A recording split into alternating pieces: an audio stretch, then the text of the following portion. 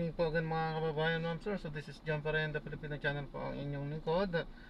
Today nga is September 12, 2024. At andito tayo ngayon sa may bandang Rizal pa rin. Dito yan sa may Isla Avenue. You have arrived at your destination. Domingo Cainta, Rizal. At dadalhin natin yan sa may Bambang, Taguig. Okay. So magbabalik po tayo mamayang unti pag nakuha na po natin sila. So hindi na natin tinuro yung ano natin. Nagpakasil tayo kasi bukod sa napakarami nilang bagahe, may dala pang aso. So hindi po pwede yun. So kinansel po natin.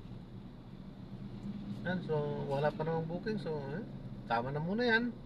So paalam po muna pansamantala. Hanggang dyan lang muna tayo. Hanggang sa ulitin po. Paalam po muna pansamantala po.